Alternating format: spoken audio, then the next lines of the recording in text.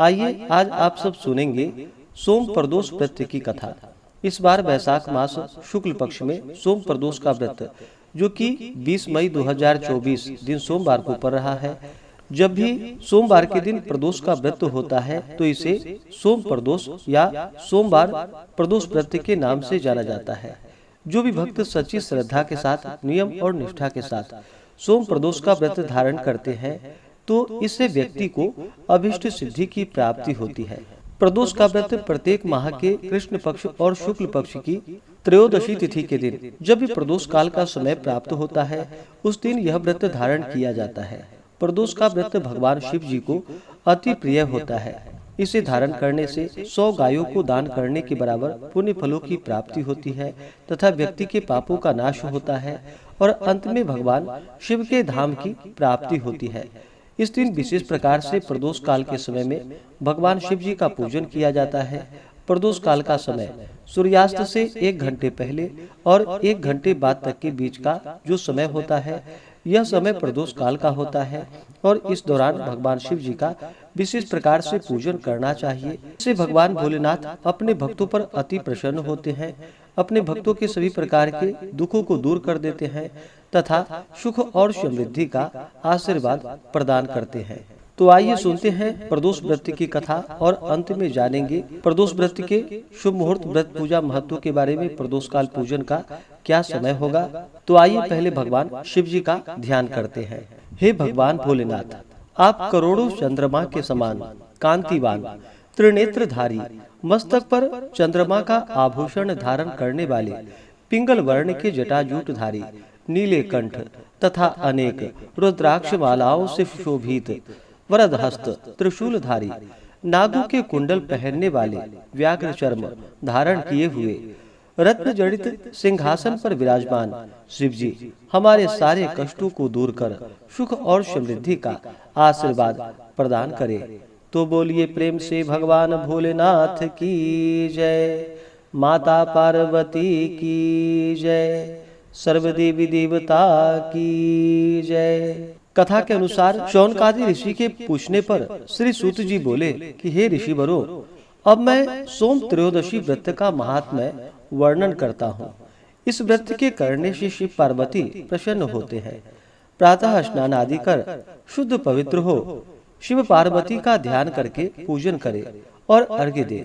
ओम नमः शिवाय इस मंत्र का 108 बार जप करे। फिर स्तुति करे कि हे प्रभु, मैं इस दुख सागर में गोते खाता हुआ ऋण भार से दबा ग्रह दशा से ग्रसित हूँ। हे दयालु प्रभु, मेरी रक्षा कीजिए। शौनकादि ऋषि बोले कि हे पूज्यवर महामते, आपने यह व्रत संपूर्ण कामनाओं के लिए बतलाया है। अब कृपा कर यह बताने का कष्ट करे कि यह व्रत किसने किया, वह क्या फल पाया। श्री सूत जी बोले, एक नगर में एक ब्राह्मणी रहती थी। उसके पति का स्वर्गवास हो गया था। भरण पोषण का कोई आधार नहीं था, इसलिए वह सुबह होते ही अपने पुत्र के साथ भीख मांगने निकल जाती थी और जो भिक्षा प्राप्त होता था उसी से अपना और अपने पुत्र का पेट भरती थी। एक दिन ब्राह्मणी भीख मांगकर लौट रही थी तो उसे एक लड़का मिला। उसकी दशा बहुत ही खराब थी।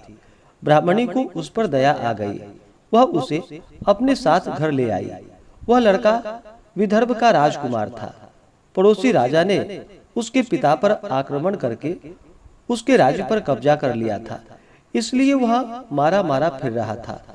ब्राह्मणी के आश्रम में वह ब्राह्मण कुमार की तरह पलने लगा। एक दिन ब्राह्मण कुमार और राजकुमार खेल रहे थे। उन्हें वहां गंधर्व कन्याओं ने देख लिया। वे राजकुमार पर मोहित हो गई। ब्राह्मण कुमार तो घर लौट आया, लेकिन राजकुमार अंशुमती नामक गंधर्व कन्या से बात करता रह गया। दूसरे दिन अंशुमती अपने माता पिता को राजकुमार से मिलाने के लिए लेकर आई। उसको राजकुमार पसंद आया। कुछ ही दिनों बाद अंशुमती के माता पिता को भगवान शंकर ने स्वप्न में आदेश दिया कि वे अपनी कन्या का विवाह राजकुमार से करा दे। फलतः उन्होंने अंशुमती का विवाह राजकुमार से करा दिया। ब्राह्मणी को ऋषियों ने आज्ञा दे रखी थी कि वह सदा प्रदोष का व्रत करती रहे। उसके व्रत के प्रभाव और गंधर्व राज की सेनाओं की सहायता से राजकुमार ने विदर्भ से शत्रुओं को मार भगाया और अपने पिता के राज्य को पुनः प्राप्त कर वहां आनंद पूर्वक रहने लगा। राजकुमार ने ब्राह्मण को अपना प्रधानमंत्री बनाया। राजकुमार और ब्राह्मण कुमार के दिन जैसे ब्राह्मणी के प्रदोष व्रत की कृपा से फिरे भगवान शंकर, वैसे ही अपने दूसरे भक्तों के दिन को फेरते रहे। तभी से प्रदोष व्रत का संसार में बड़ा ही महत्व है। इसी प्रकार से जो भी भक्त सच्ची श्रद्धा के साथ, नियम और निष्ठा के साथ सोम प्रदोष का व्रत धारण करते हैं तो उन्हें अभिष्ट सिद्धि की प्राप्ति होती है। तो बोलिए प्रेम से भगवान भोलेनाथ की जय, माता पार्वती की जय। इस व्रत को कम से कम 11 या 26 त्रयोदशी व्रत को धारण करना चाहिए और फिर व्रत का उद्यापन करना चाहिए। इस व्रत का पारण जो कि अगले दिन जाकर के सूर्योदय होने के बाद किया जाता है। प्रदोष व्रत के दिन सुबह उठ करके नित्य क्रियाओं से निवृत्त होकर के गंगा नदी में या घर के नहाने के पानी में थोड़ा सा गंगा जल मिला करके स्नान करना चाहिए। शुद्ध वस्त्र धारण करना चाहिए। जो भी व्रती हो उन्हें व्रत का संकल्प लेना चाहिए। भगवान शिव जी से अपने व्रत की पूर्णता के लिए प्रार्थना करनी चाहिए और प्रदोष व्रत के दिन जो कि दिन रात्रि उपवास रहते हुए व्रत को धारण करना चाहिए। इस दिन अन्न ग्रहण नहीं करना चाहिए। जो उपवास नहीं रह पाते हैं, जिनका स्वास्थ्य सही ना हो, तो आप एक समय फलाहार ग्रहण करके व्रत को धारण करें और इस दिन भगवान का सुबह और विशेष करके प्रदोष काल के समय में पूजन करना चाहिए। वैशाख मास शुक्ल पक्ष त्रयोदशी तिथि प्रारंभ समय 20 मई 2024 दिन सोमवार शाम 4:01 और त्रयोदशी तिथि की जो समाप्ति है वह 21 मई 2024 दिन मंगलवार शाम 5:40।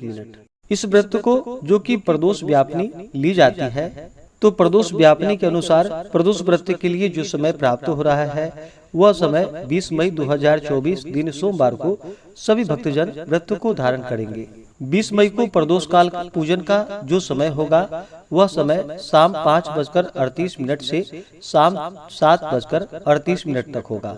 20 मई को सूर्योदय सुबह 5:10 और सूर्यास्त शाम 6:38 होगा। ब्रह्म मुहूर्त का समय सुबह 4:05 से सुबह 4:47 तक होगा। राहु काल का समय सुबह 6:51 से सुबह 8:32 तक होगा। योग जो कि सिद्धि योग होगा दोपहर 12:11 तक। उसके बाद व्यतिपात योग नक्षत्र जो कि चित्रा नक्षत्र होगा जो संपूर्ण दिन रात तक रहेगा।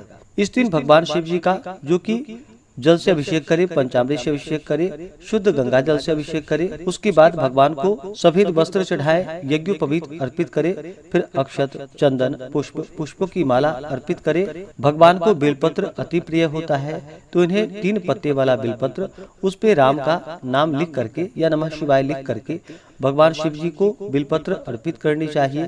फिर भांग, धतूरा, शमी पत्र चढ़ाए, धूप दीप दिखाएं, अनेक प्रकार का नैवेद्यादि भगवान को अर्पित करे, जल से आचमनी करवाएं, मुख शुद्धि के लिए पान पत्र, सुपारी, लौंग, इलायची के साथ में अर्पित करे, द्रव्य दक्षिणा चढ़ाएं। इसके बाद फिर प्रदोष व्रत का कथा श्रवण करना चाहिए। शिव चालीसा, शिव स्तोत्र आदि का पाठ या श्रवण करना चाहिए। इससे भगवान शिव जी अपने भक्तों पर अति प्रसन्न होते हैं। इस बार सोमवार के दिन प्रदोष का व्रत पड़ रहा है तो सोमवार के दिन प्रदोष व्रत को धारण करने से आरोग्यता की प्राप्ति होती है तथा सभी इच्छाओं की पूर्ति होती है। जो भी प्रदोष का व्रत धारण करने वाले हैं उन्हें व्रत के दौरान जो कि शुद्ध और सात्विकता का पालन करना चाहिए, ब्रह्मचर्य का पालन करना चाहिए।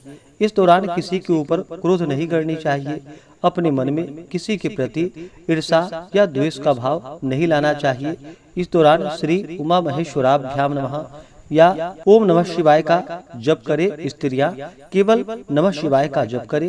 पूर्ण भक्ति भाव के साथ भगवान का पूजन, कथा श्रवण करे, स्तोत्र आदि का पाठ या श्रवण करे। इससे भगवान भोलेनाथ अपने भक्तों पर प्रसन्न होकर के अपने भक्तों के सभी प्रकार के दुख और कष्टों को दूर करते हैं तथा सुख और समृद्धि का आशीर्वाद प्रदान करते हैं। ऐसे ही ज्ञानवर्धक जानकारियाँ प्राप्त करते रहने के लिए, व्रत पूजा के बारे में जानने के लिए, कथा को सुनने के लिए चैनल पे अगर आप पहली बार आए हैं तो चैनल को लाल बटन दबा करके सब्सक्राइब करें, साथ में बेल आइकन घंटी को दबाएं ताकि आने वाली वीडियो का नोटिफिकेशन आपको समय से मिलता रहे।